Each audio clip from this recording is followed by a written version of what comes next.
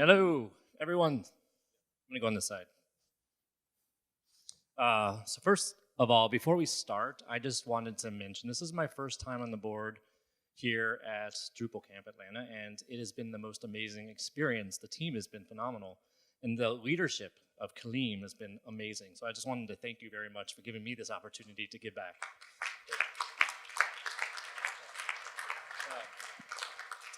So we have a bunch of phenomenal people on the stage here. We're going to kind of have conversation about Drupal and how it's affected us in a good way, and how we'll just hear thoughts about Drupal and careers, right? So we're gonna start by some introductions. My name is Brandon, for as it shows. I am a technical product manager working with Warner Media, and I have some of my favorite people are here from there, and you know who you are.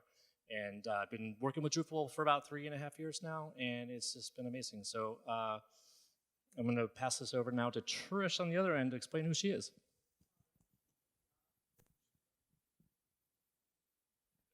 Clearly this first time doing this kind of speaking.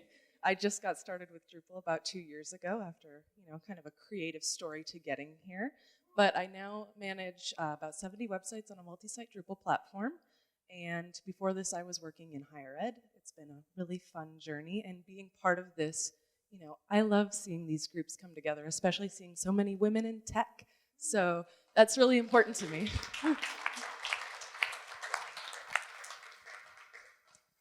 So now we know what we do. Yes. Should we talk about what these wonderful people do? So let's just start from this side going forward and tell us who you are, how you work with Drupal, and so let's just kind of go down the line that way.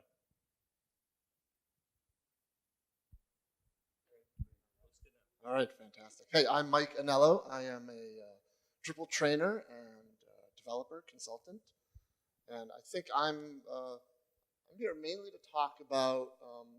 I have a lot of experience in training people from non-Drupal backgrounds and even maybe authoring backgrounds into becoming a professional developer. So that's, I think, the pathway that I'm going to focus on for the next 45 minutes.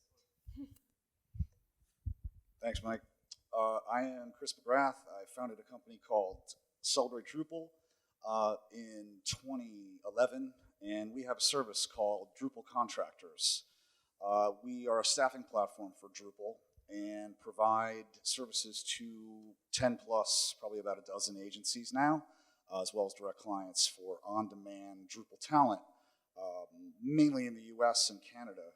I've been working with Drupal for almost a decade now, a little over a decade, and I am a web developer from way back, and it really changed my life again, I think, over the last several years. And I really do enjoy helping others connect with it as part of my job, and finding others like Mike and some of the other great folks in this room that help do that as well. It's extremely important. So hope that we can help people develop and find opportunities and graduate on to other new exciting Drupal careers. Hello, my name is April Sides. I'm a senior developer at Lullabot. I'm a backend developer.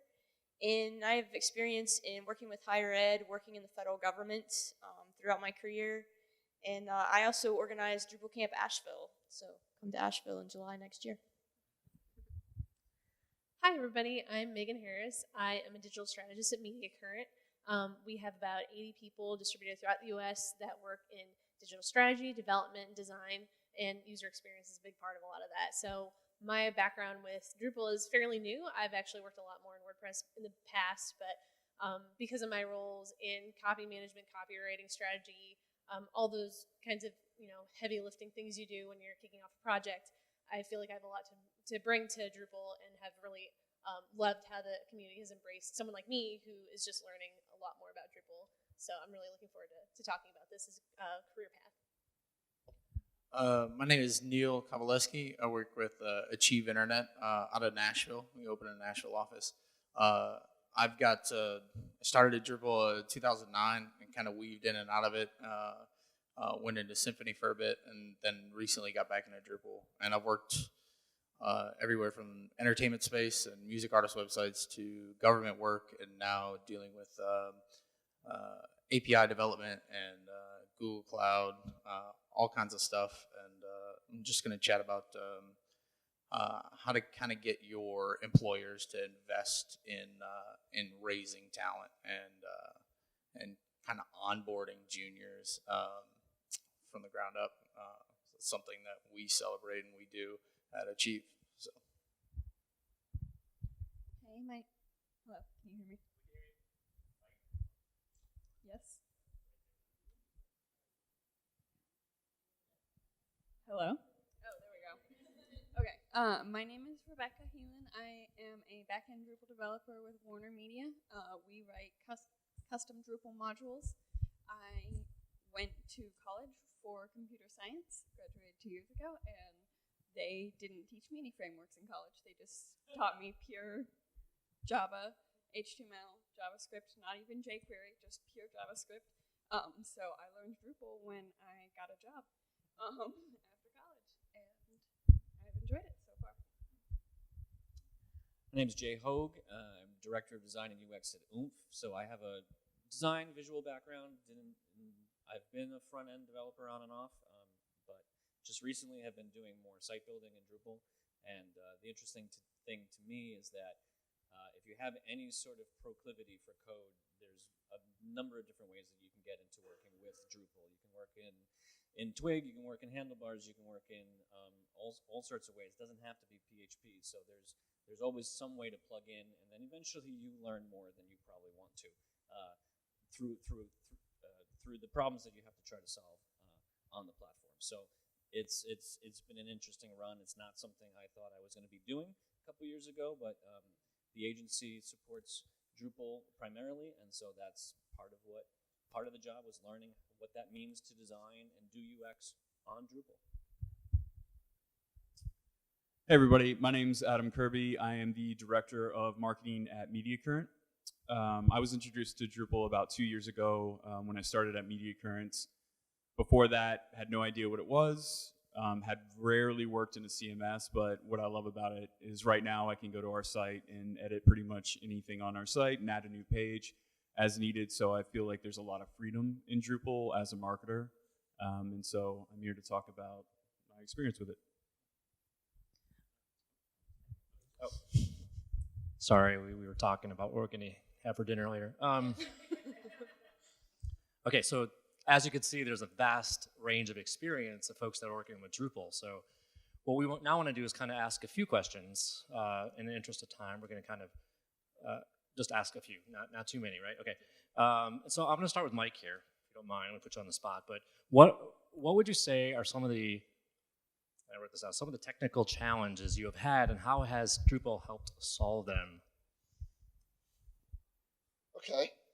How much time do we have here? You all have 45 seconds. Go. Yeah, so, all right, let me pick. Well, so I work with a lot of different clients who have various challenges, and I think for the one recurring theme that I see a lot is flexibility. Often what is developed on day one is not what is needed on day 366 or, year 2 or year 3. So Drupal provides the flexibility to be nimble, and if it's architected right from the start, then you don't paint yourself too many blind corners, and you can, as the site grows and as the needs of the organization grow and change, you can modify your site to meet those needs. I'm going to also, thank you for that answer. I'm going to also go pass this down the line and ask that same question to Chris. Want to repeat that question for me, please? Yeah. This is repeat that question. So can you just tell us some of the technical challenges, or maybe one that you've had, and how has Drupal or use of Drupal helped solve them? Well, I have a unique situation where, I think my first, maybe it's not so unique, one of my first opportunities in web was for the state of Washington. David, we were talking about that. And so I got involved when they were creating a multifaceted platform, and this was with HTML back in the day. This was like the .com era. So, I started to see at least that process occur for government, which is obviously when we're switching now from print and video conferencing to web. And that was powerful. And then we went through a new iteration where, again, government takes our money and they're supposed to spend it well. And so seeing that happen for agencies and then not others who still are running, multi-million a month hit websites on HTML with Drupal, the contrast is enormous and the savings incredible. So, I think that just being an advocate for that alone and trying to help people, and obviously, corporate America being leaders themselves with piles of money saying, free, this is great. So trying to see that happen and help it evolve. Drupal is solving all kinds of wonderful problems in that way and helping people that had legacy backgrounds convert to a more modern framework as well. And I think so, on a number of fronts, it's doing a great job. If you have an answer, if anybody else on this panel has an answer to that, I would love to hear it. Yeah, sure, I'll go. So on the strategy side, I work a lot in SEO and work a lot with different clients on how to make their sites faster, optimize, and things like that. And one challenge that I think Drupal addresses really well is site speed.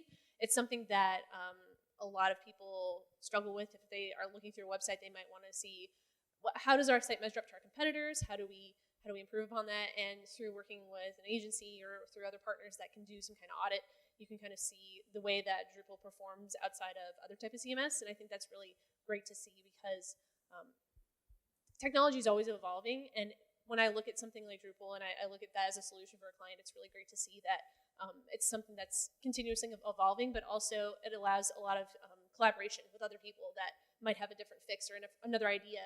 And so it's really great to see that community involvement can help solve a problem like site speed. That's a very common problem that a site might have. I mean, one of the biggest technical challenges that I've dealt with is in dealing with a music artist website. Music artists, I mean, they're so vastly different as much as a lot of people view pop stars as the same kind of pop star. They have different imaging, different messaging. So leveraging Drupal, we're able to maintain the same scalability, security, and all of the capabilities that artists share and build multi-sites. And then all you're really doing is slapping the music artist branding on there, and they're able to communicate their message, and we're able to easily maintain hundreds of variables that are really just different imaging.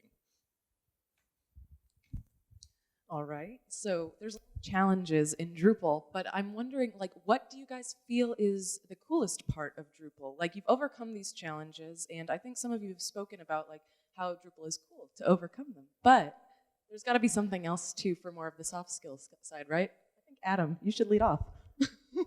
I'm sorry, should I not put you on the spot? No, absolutely. No, I'm good. So I think one of the coolest things about Drupal, besides the community, is that it's open source. So as a marketer, we have a lot of technology that we leverage. And if that technology is proprietary, you are beholden to that vendor to make changes that benefit your organization. And I've used Pardot for the past 6 years, and there's still a change request sitting in the queue that has not been made. That would benefit every single organization I've worked with and that leverage Pardot, for example. So with Drupal, what's cool is that if you have the experience and you can code, you can go in and make that change and not only benefit your organization, but every organization that leverages the platform.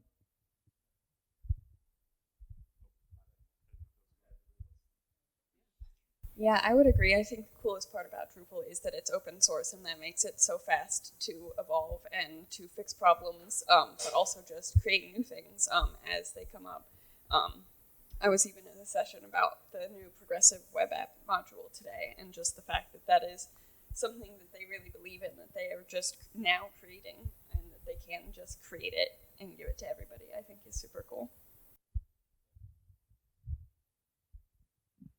I want to ask a question I think we should all answer here. And I'm kind of curious to know, you all have different backgrounds, right? And you all have different experiences. But let's say there are some in here that have not actually worked with Drupal or are kind of new to it. Do you have, what particular advice do you have for those that are either trying to enter the Drupal community or trying to figure out how to navigate it, that kind of stuff? What kind of good advice would you like to impart? I would like everyone to kind of just go down and answer this, starting with Mike. I would say, I'm going to use the word leverage the community or embrace the community, because the community will act as an accelerant to your path. You can become a professional Drupal developer, and you can get a full-time job and be a senior developer, and all that stuff can happen without the community, but it will take, in my opinion, a heck of a lot longer. The community is the accelerant that not a lot of other software projects, proprietary or open source, have. So from the beginning, the more you can get involved early on, the more compounded that will become.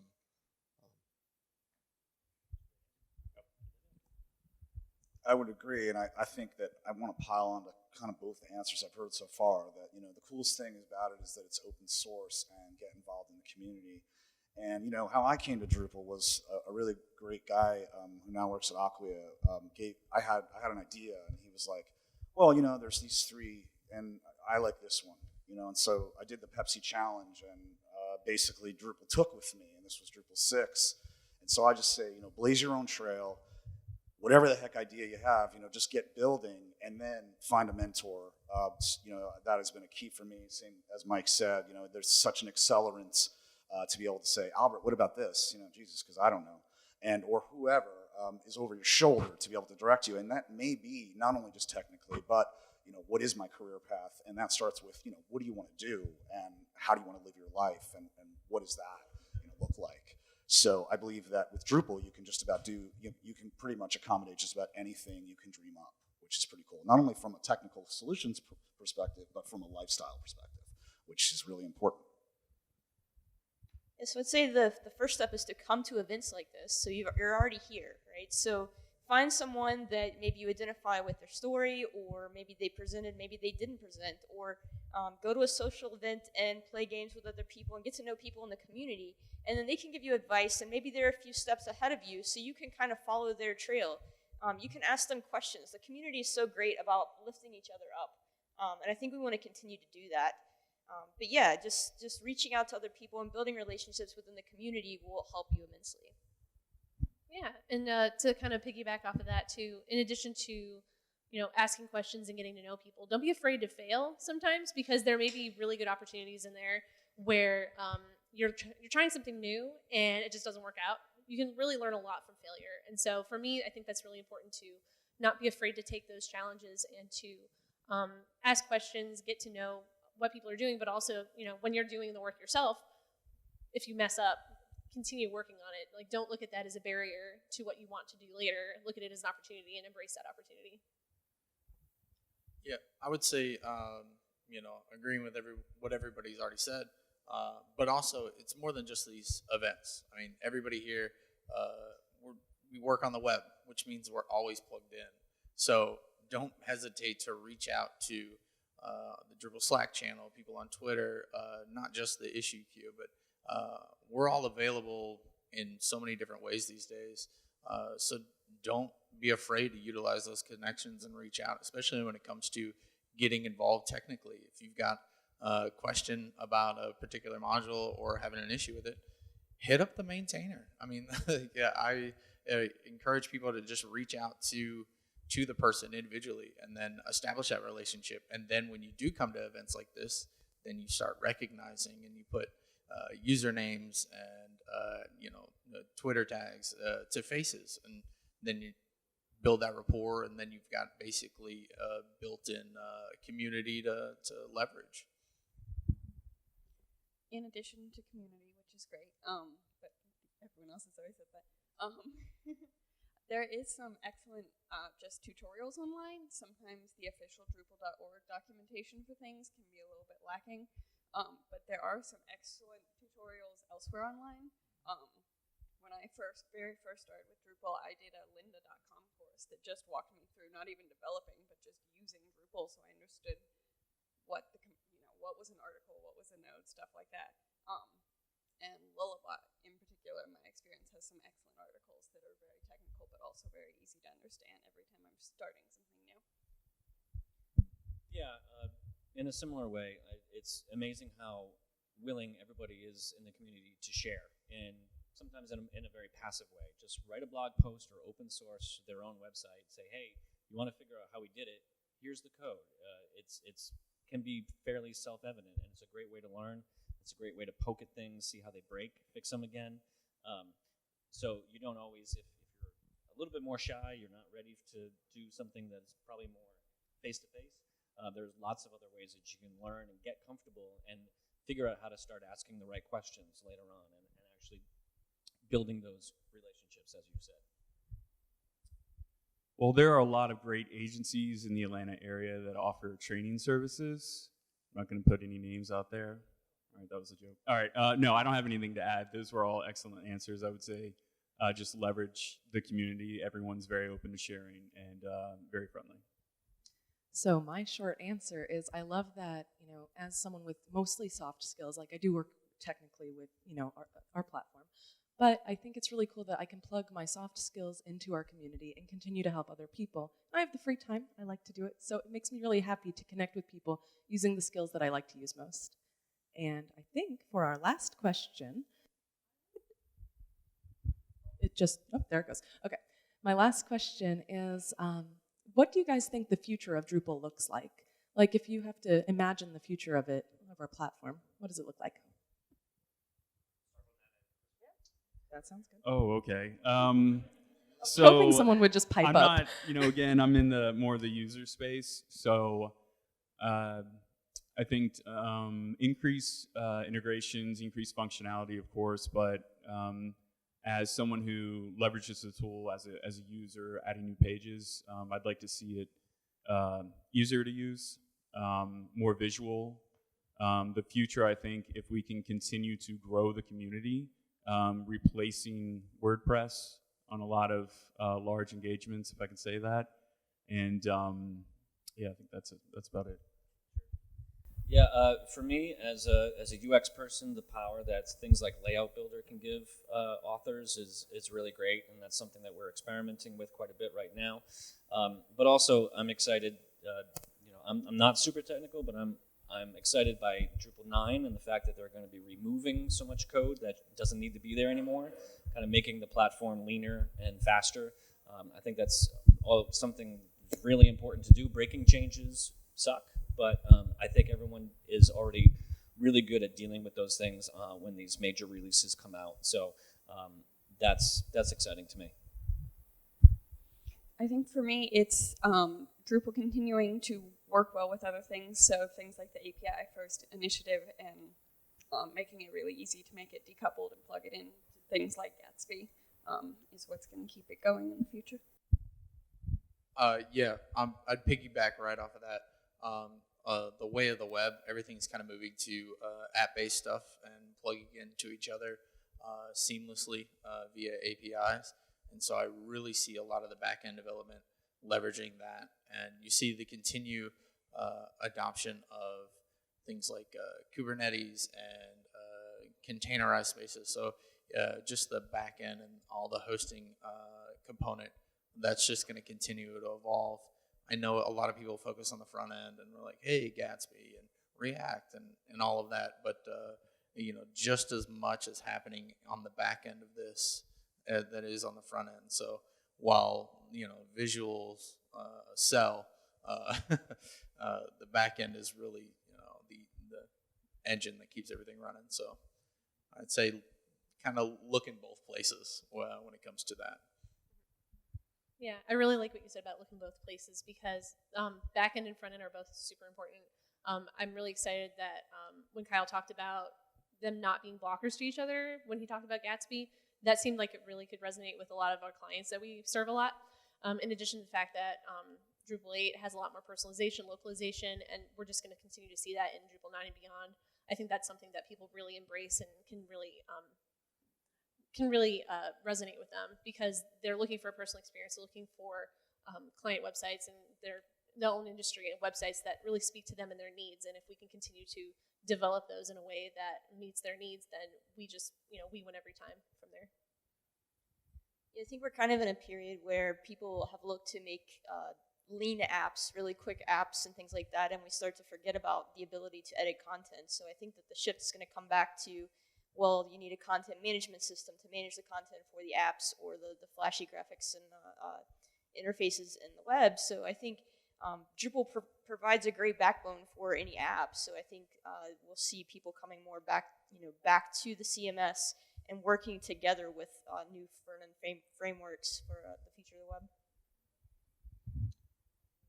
the web. DrupalCon Seattle, I ran into the Cohesion folks, and you may have heard that Acquia recently purchased that company. And so that is hopefully basically at least an enormous start on the vision that we've heard in the last couple of keynotes to replace WordPress or compete with WordPress, compete with Wix. And naturally, the back and front need to be in step to be able to deliver that well at every level, whether you're a hair salon or Motorola with 300 websites. So I think, again, the content editing that, again, coming from Adam's point of view as well, just started right there. That's our customer. It's the people that are producing the content as our customer. This is a workhorse of an engine on the back end. And making that experience as elegant as it can be is what's going to solidify our future. So I think that's really what I'd like to see happen. And then I also think that from a technical perspective, because it's not just the product, but the community, as we've discovered and described many, many times today, is so key. And I really think that, breaking down the walls between Acquia and Pantheon and SH and these other competing factions and Gatsby, and learning how, at least there are common hubs that we work together to make the product, really reach where it should. I'm going to modify the question, if that's okay. I'm going to add a word to it. I'm going to talk about how, what the future of the Drupal community, I think, looks like. Because I think that, if we know what the future of the community looks like, that's going to trickle down to the software that we all work on. And I think it's easy, being inside the community, to look at the things that aren't working or that we don't like or that can be improved, both in the community and in the software. But I think it's harder for us to sometimes look at all the stuff that we're doing right and the path that we're on. And I think we've created a lot of opportunity for a lot of people over the past however many years. There's a lot of people in this room, arguably the majority of the people in this room, who feed their family with this open source software. And I think the more people that we can put on that path, the more opportunity we can create, that's only going to make the software better. I think one thing we do really well as a community, and we're not perfect at it yet, but we are creating a lot of opportunity for people who don't code, for people who contribute in other ways, or for people who work on Drupal sites in other ways. And I think the more we do that, the better the software is going to get. I think we don't realize often how much of a leader the Drupal community is among all open source communities. I think that's a huge advantage that, again, when you're inside the bubble, you don't see it. You don't realize it. But you start going outside the bubble and looking at other open source communities, and then you look at the opportunities that we've created for our community members. It's crazy good. It's really exciting, and I think we're on a really good path. And I think ultimately that's going to, watch this. That's going to get everything that everybody already said that we need for the future of the software. So I think my answer now supersedes everyone else's answer. I agree. So my answer, and I can't believe nobody mentioned this, the future of Drupal is going to be more of these awesome Drupal Camp Atlantas, right? That was such an awful grab.